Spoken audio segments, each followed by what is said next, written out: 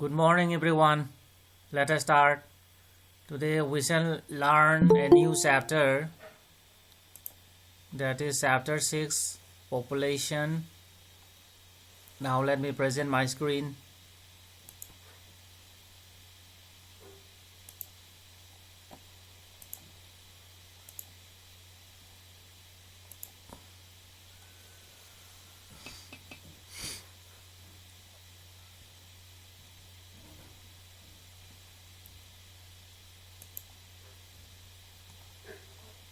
Chapter 6, population. This is the last chapter of your NCERT geography textbook. Now let us read.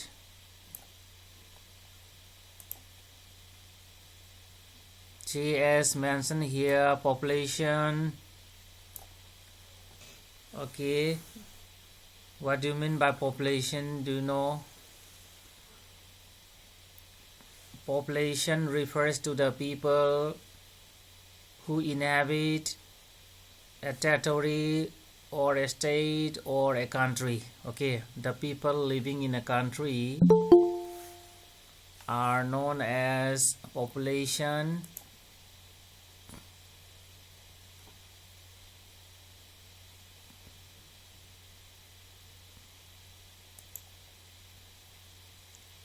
Okay, so the people are important to develop the economy and society.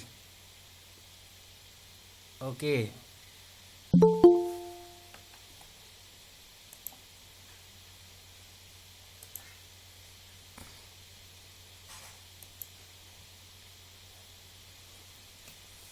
All the activities center around the human activities. Okay, and people make and use resources and are themselves resources with varying quality. So human beings make and use, okay, the substances, the objects found on the earth's surface. At the same time, human beings are resources, and we call us human resources. Coal is but a piece of rock until people were able to invent technology to obtain it and make it a resource. Then means any substance becomes a resource when it is used by the human being. Okay. See, for example, to a prehistoric man, coal was not a resource because during that time human beings did not know how to use the coal, and technology was not there to use the coal. But now human beings are using coal, using technology, okay, using technological know-how, and now coal becomes a resource to us. So in this way, any substance, okay, visible or invisible on the earth's surface becomes a resource only when it is used by the human beings. Okay.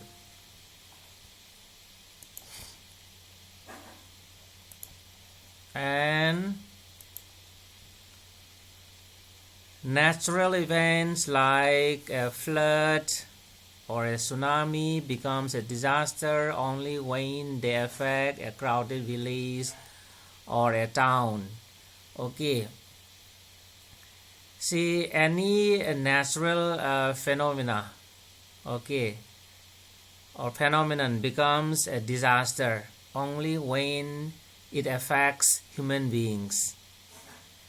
See, do you know the difference between disaster and hazard? I think you might have heard two terms.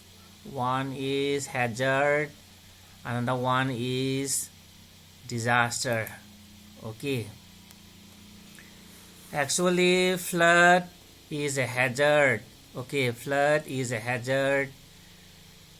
Say when there is flood, then the flood water may kill human beings and may destroy the houses.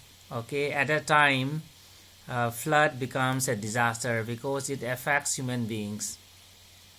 Likewise, see, for example, you are in a room, okay, you are in a room, and above your head, so there is a ceiling fan hanging from the ceiling, and let us suppose the wire binding the ceiling fan is going to be broken. That means that ceiling fan is a hazard, and when the ceiling fan wire is broken, the ceiling fan may hit on your head, and at that time it becomes a disaster. Okay, when the ceiling fan hits on your head, you may be injured. At that time it becomes a disaster. That means any natural event that affects human being, okay, is called a disaster. And so disaster becomes meaningful only when it affects human beings, crowded village or a town. Okay, are you clear? Any question from your side about the hazard and disaster? See, for example, if your house is constructed on a very steep slope of the mountain, so for example here, okay, so this is a very steep slope of mountain, and your house is constructed here. That means that is a hazard. Okay, and when there is landslide, then your house may be destroyed, and at that time it becomes a disaster. That you have to know. Any question from your side, boys and girls?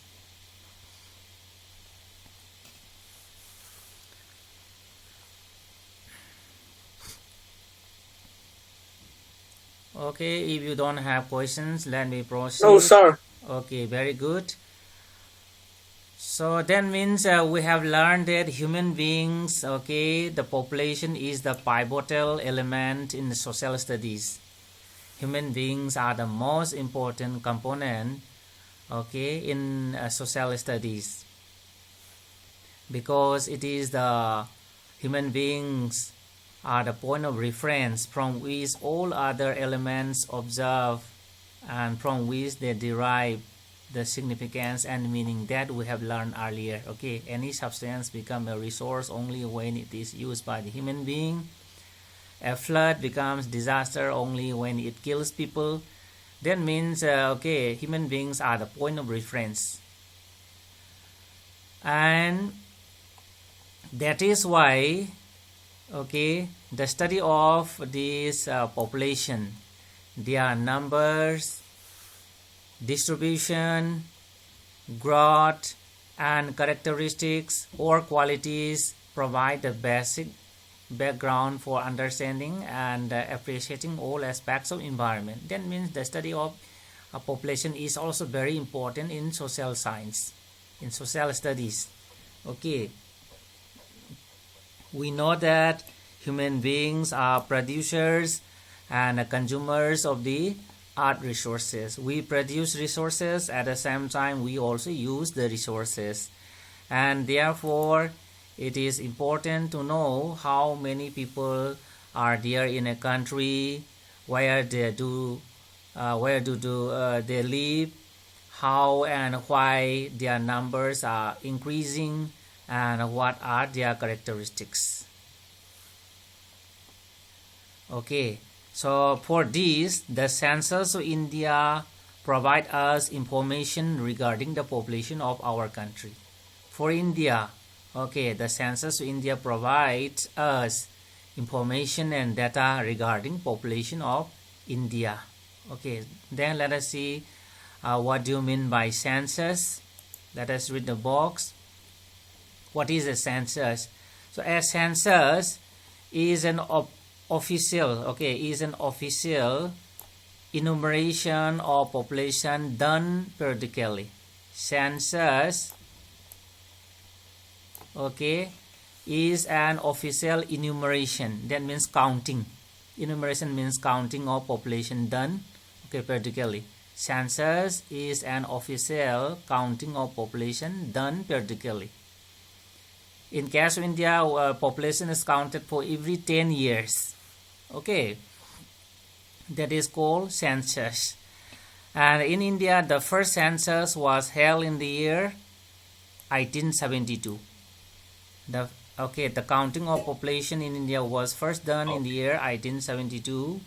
However, the first complete census, that is for the whole India, was taken in the year 1881.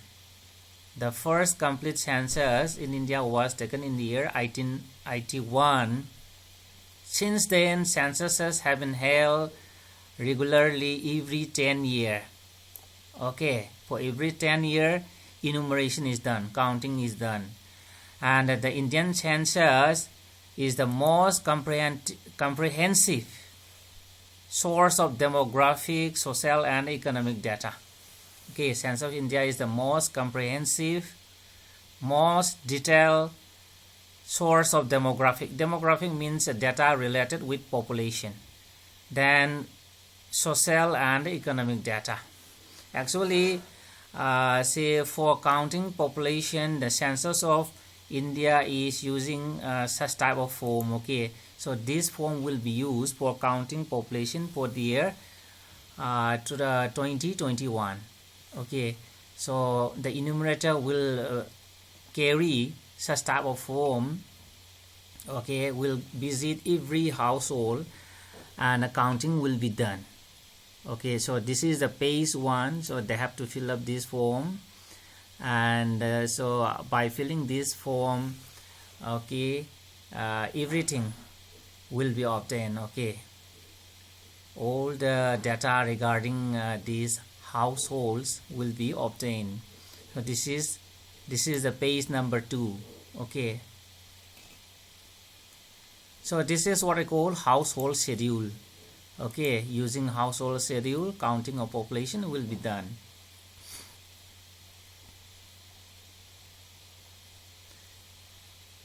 So let us proceed. We are primarily concerned with 3 major questions about population. Actually, when we study population geography, okay, we have to study the following areas. Okay, so we have 3 major questions about population, and these are to be learned. So the first one is population size and distribution. That is, how many people are there and where are they located. Population size means total number of population, and distribution means where are human beings located. Okay. Then next we have another question, that is population growth and process of population change. That means how has the population grown, okay, and changed through time. That is what I call population growth. Population growth, increase in the number or decrease in the number of population. Okay, growth can be positive as well as negative, and so we have to study how has the population grown, that is increased or changed through time. These are to be learned as a student of geography. Then the third question we have to learn is characteristics or qualities of the population. Here we have to learn what are their age. Okay, then sex composition, literacy levels, occupational structure and health conditions, etc. Okay, so we have to learn about the age structure of the population, then sex ratio, then about the literacy rate, then occupational structure, health condition, and so on.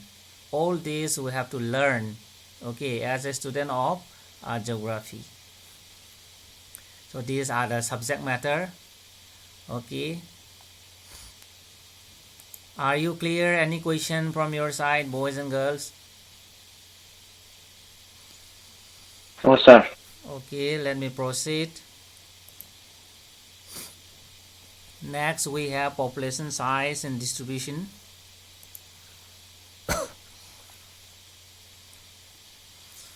India's population size and distribution by numbers. Okay, what is the total number of population and where are they located?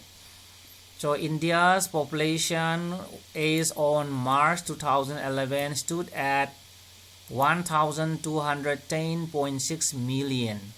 That is 1.21 billion. Okay, so this is the total population in India in the year 2011, which account for 17.5% of the world population. So the share of India's population to the world population is 17.5. Remember, India's population is 1210.6 million in the year 2011. And these 1.21 billion people, that is 1210.6. Okay, when we express in billion, it is 1.21 billion.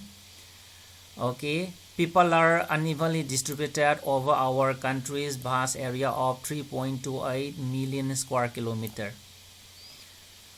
Okay, the population of 1.21 billion are unevenly distributed, are unevenly spread over our country's large area of 3.28 million square kilometer, which accounts for 2.4% of the world area. Okay, the size, the share of India's area to the world area is 2.4%. Okay, and figure number 6.1 shows the same. So this is the figure number 6.1. Here, okay, India's share to the world population is 17.5, and the rest of the world 82.5. Okay, and about area also, see, India's share, okay, to the world population is 2.4%. The rest 97.6 for the whole world. Okay, the 2011 census data revealed that Uttar Pradesh, with a population size of 199 million, is the most populous state of India.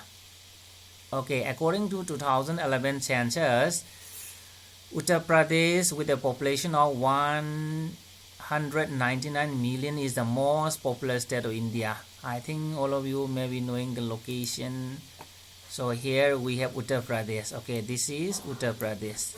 Okay, so this state, okay, is the most populous state in India. Its population is 199. Then Uttar Pradesh accounts 16%. Okay, Uttar Pradesh accounts 16% of the country's population. And on the other hand, this Himalayan state Sikkim has a population of just 6.6 million. Okay, only 6 lakh people. Sikkim has only 6 lakh people, that is 0.6 million. And Lakshadweep has only 64,429 people. So the least populated state is here. Okay, the least populated state here is here, Sikkim. Only 0.6 million, that is 6 lakhs. And Union territories, okay, Lakshadweep. Lakshadweep Island has only 64,429 people. Okay, then almost half of India's population lives in just 5 states. So how many population are there in India? 1.21 billion. Okay, out of this, half, that is around 600 million people lives in just 5 states of India. So these states are Uttar Pradesh, Maharashtra, Bihar, West Bengal, Andhra Pradesh. Okay, so let us see the map. Okay, map is here. So the first one is here, Uttar Pradesh. Okay, and which is the next one is Maharashtra. Maharashtra is here. Okay, what is the next one? That is next we have Bihar. So Bihar is here, and next we have West Bengal. Okay, West Bengal is here, and Andhra Pradesh. Andhra Pradesh is here. So these are the 5 most populous states of India, sharing half of the India's population. And Rajasthan, so this is the biggest state, you know, in terms of area, has only 5.5% of the population of India. Okay, we know that Rajasthan is the largest state of India in terms of area, but it shares only 5.5% of the India's population.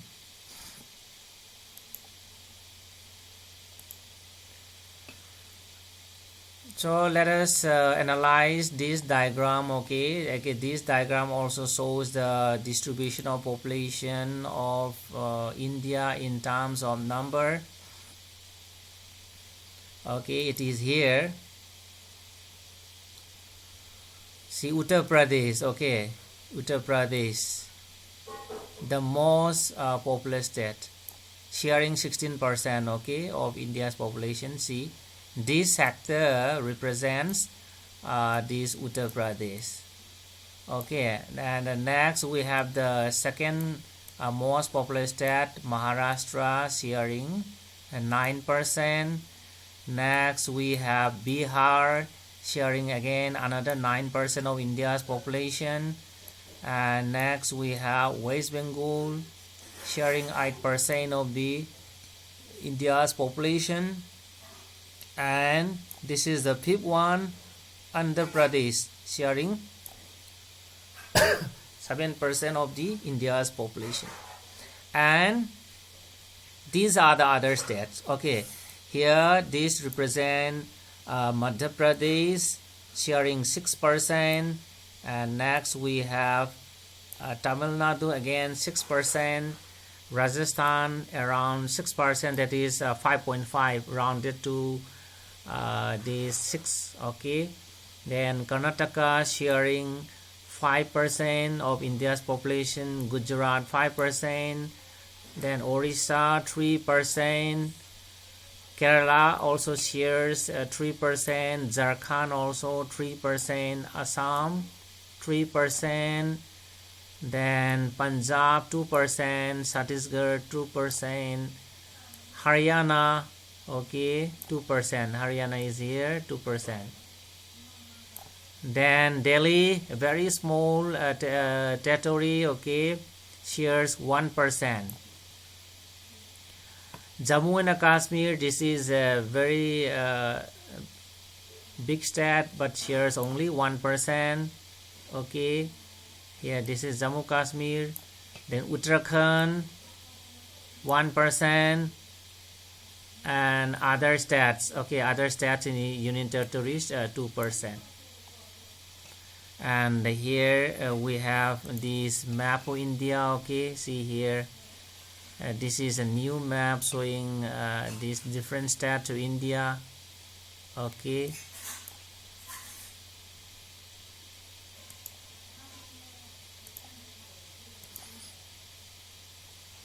okay, Jammu and Kashmir is here. This is Jammu and Kashmir, 1%. Okay,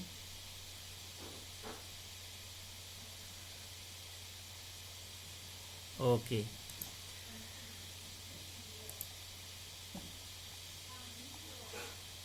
Are you clear? Any question from your side? Boys and girls?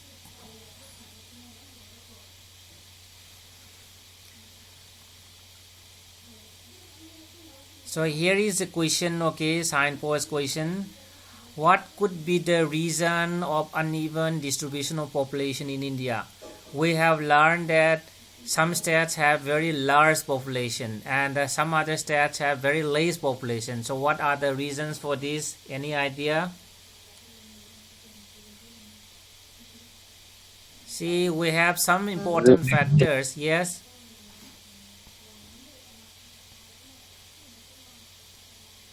We have some important. Yes. We have some important factors like landform, okay, then climate, yes, then economic activity is also there. See, generally physical factors like landform, soil, climate affect the distribution of population. See, generally we find less number of people in the mountainous area since it is not suitable for construction of houses and economic activities. And climate also a very important factor. You know, desert areas are not suitable because it is very hot sometimes or very cold, and there is no or little rainfall, and that is why we have less number of people, okay.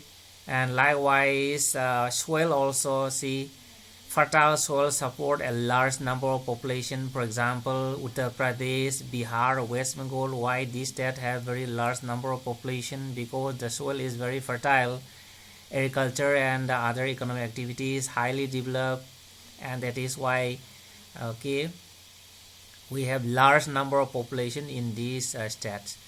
So these are some of the important reasons, okay, for uneven distribution of population in India. And of course we are going to learn in detail about it later on, okay. Okay, are you clear? Any question from your side?